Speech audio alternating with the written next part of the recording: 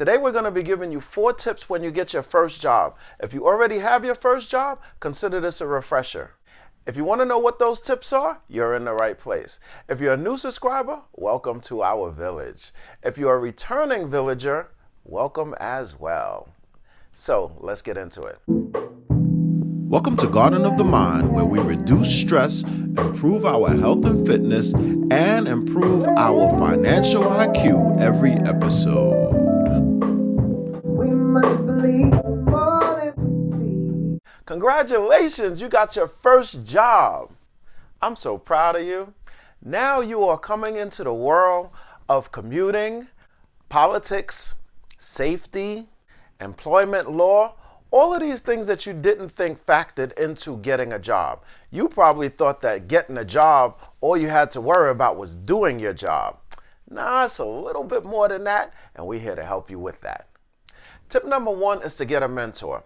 A mentor is somebody who's worked in your industry, possibly at your job, possibly at the same company that you're in. They can let you know exactly what your job entails, what you can expect, what is common practice, what is accepted, what's traditional, because if this is your first job, you're not going to know all of that. People are going to be asking you to do so many different things, and you're not going to know exactly what's right, whether you should do them, whether you shouldn't do them. Whatever it is that's asked at work, if you feel uncomfortable, make sure that you run that by someone. Usually a mentor is the best person to do that. Tip number 2, know your rights. Everything in this world is contracts. If you get a new cell phone, you sign a contract. If you get a car, you sign a contract. If you get a job, you sign a contract. Know exactly what that contract says. What does it say in terms of your position, what your responsibilities are? What does your job description entail? Those are very important because it keeps each person's job separate from the next, and it stops responsibilities from blurring from one person to the other. Tip number 3, life is not fair and neither is your job. Your employer is going to ask you to do some things that you are not comfortable with.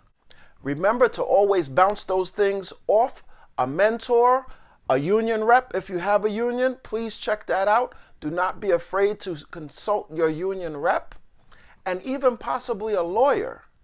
You're in the big leagues now. If you do something outside of the lines of your job description, remember your supervisor is going to ask you to do that again.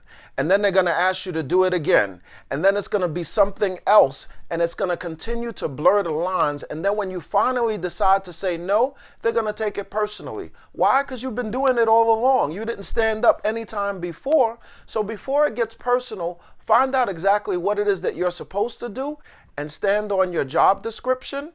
Remember, every action is a precedent at work. So if you do it one time, they're going to expect you to continue to do it. So choose what it is that you do carefully.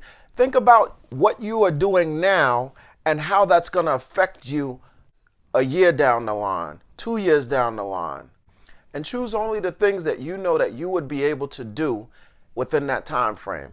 Once again, consult other people. Don't go it alone. Consult your mentor, consult your union rep, and also consult a lawyer. Don't be afraid.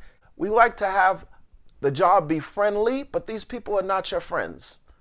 If it comes to feeding their family or feeding you and maybe your family, I'm sure you think that they're going to side with you and help to feed you and your family, right?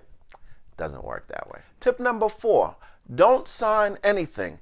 Anything that somebody gives you to sign, make sure that you read it and you have a full understanding of it, and still don't sign it.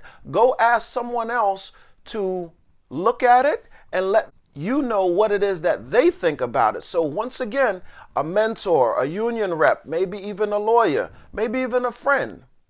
Most of the times when a person wants you to sign something, it is not for your protection. It is for their protection. So them having you sign benefits them. You have to find out why. One of the things that I see people do all the time is they say, oh, just sign here. Then they want to interpret the contract for you. You don't need anybody to interpret the contract for you except a lawyer, not the person who is asking you to sign. That's like the fox guarding the chickens. Make sure that they provide you with the time to read the contract, and if necessary, you can always say, let me talk to my lawyer about this, or let me bring it back tomorrow. See if you can buy time by asking the person to bring it back to them. Ask them if you can have it signed tomorrow and bring it back after you have had somebody review it, and make sure that the two of you have the same understanding in terms of exactly what is put in the contract. Remember, this is your first job. You're going to make some mistakes. You just don't want to make the types of mistakes that lead to you not having a job. And if that were to happen, then consider that as a learning experience. If you like this video, please give it the thumbs up. If you like this channel, please subscribe. If you want to know exactly when I post, which is Monday, Wednesday, and Friday, but see, YouTube doesn't tell you those things unless you click that bell. So please click the notification bell so that you can be notified when a new video is ready. And remember, thoughts are actions, words have power, and actions have consequences. I'll see you for Wealthy Wednesdays, where we will be talking about how taxes really work at the job. P.S. My apologies for not making a video on Friday. I didn't have too much turkey. Things just didn't necessarily seem to go right with the production. However, you will see the video or a portion of the video on the bloopers file later on down the line. Thanks again for your support.